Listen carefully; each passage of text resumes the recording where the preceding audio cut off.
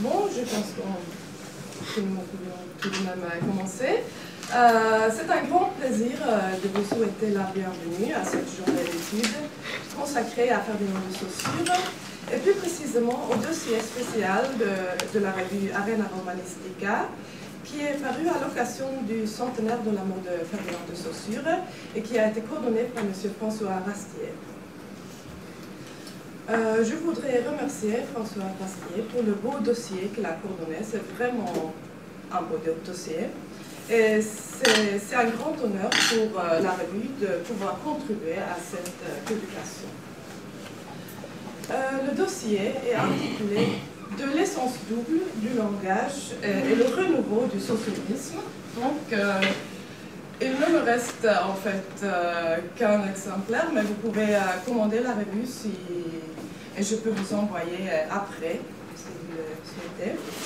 Et donc, il s'agit donc du renouveau du socialisme, et c'est vrai que ce dossier témoigne justement de ce renouveau et de l'actualité de la pensée saussurienne.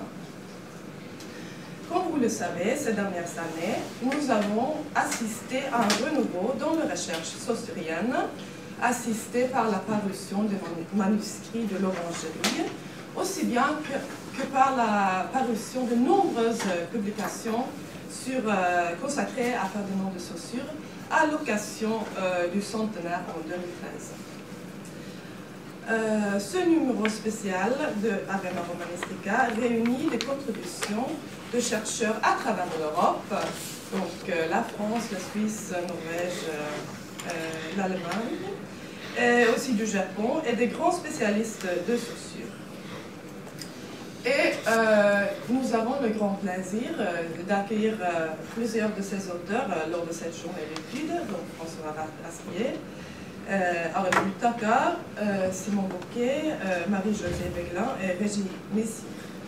Mais aujourd'hui, nous accueillons également d'autres spécialistes, Pierre-Yves Testenoir et Henrique Ballon-Aguirre, qui nous permettront donc d'aborder encore d'autres facettes du corpus saussurien aujourd'hui.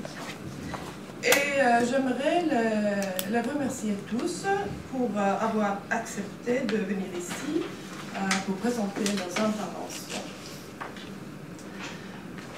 Donc, les interventions que nous allons écouter aujourd'hui témoignent donc de la diversité de l'héritage saussurien et montrent vraiment l'essor des recherches dans le domaine. Et c'est également un témoignage de la pertinence et de l'actualité de la pensée saussurienne que cette journée réunit et accueille des chercheurs en linguistique, mais aussi de la philosophie.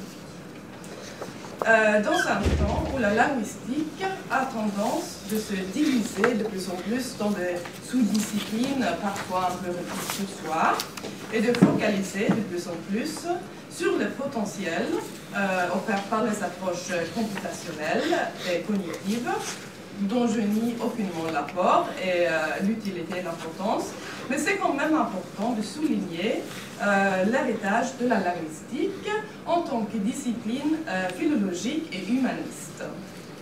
Et c'est justement important de montrer la diversité de l'entreprise de recherche sur la langue et sur les langues. Et c'est justement dans cette perspective que ce dossier et que cette journée d'études s'inscrit. Pour terminer, je voudrais surtout remercier le Centre franco-norvégien en sciences sociales et humaines qui nous accueille pour cette journée d'études. Le centre est situé dans ce bâtiment et ce sont eux qui sont responsables pour l'organisation sur place de cette journée. Et je leur remercie vivement pour leur soutien. Notamment la responsable administrative, Kirsten Berchalstad, qui a vraiment fait un travail formidable pour que cette journée puisse avoir lieu. Et je voudrais vraiment vous remercier pour ça. Et j'espère aussi que cette journée d'études pourra contribuer à la continuation de la coopération franco-norvégienne dans le domaine de la linguistique et de la philosophie, et aussi de nouer de nouveaux liens entre nos communautés.